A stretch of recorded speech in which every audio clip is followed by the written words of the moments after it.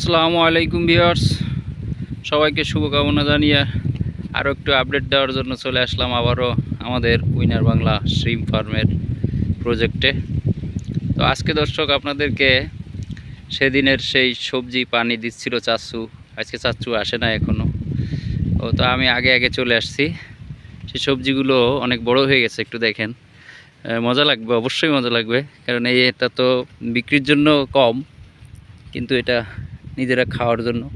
যদিও off season, বন্যার পরবর্তী সময়ে ক্ষতি পুষিয়ে নেওয়ার চেষ্টা, তারই একটা ক্ষুদ্র প্রচেষ্টা।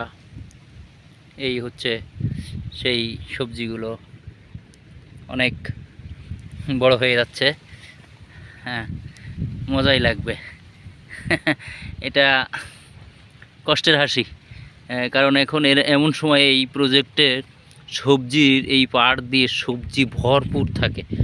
এই সময় সবজি বিক্রি, বিশেষ করে টমেটো শসা, মনে করেন যে টন কি টন টমেটো বিক্রি হয় এই অঞ্চল থেকে। আপনারা অবশ্যই জানেন না মনে হয় যে এই যে ঘেরগুলো দেখা যাচ্ছে, দেখেন, এগুলোর ঘের বলে আমাদের খুলনার ভাষায়। এই প্রত্যেক ঘেরে সবজিতে ভরপুর থাকে, এত বেশি পরিমাণ সবজি থাকে যেটা আসলে কল্পনার বাইরে। ঢাকাতে যে বড় বড় টমেটোগুলো হয়, এখান থেকেই সবচেয়ে বেশি যায়। এইটা আমাদের সেই প্রজেক্ট। এই প্রজেক্ট থেকেই, এই অঞ্চল থেকেই মোটামুটি ভালো মানের সবজি যায়, সব ফ্রেশ।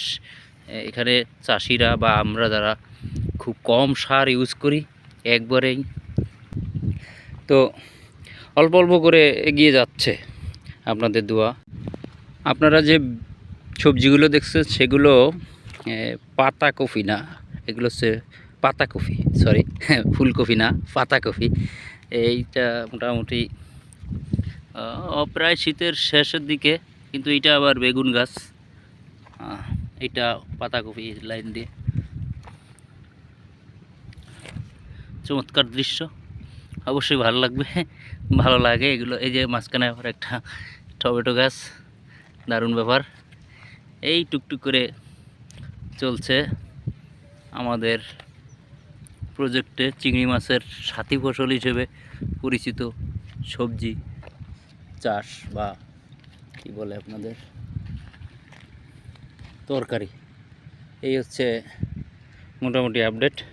তো আপনারা সাথে থাকবেন, অবশ্যই পরবর্তীতে বিস্তারিত আপনাদেরকে অবশ্যই দেখাবো।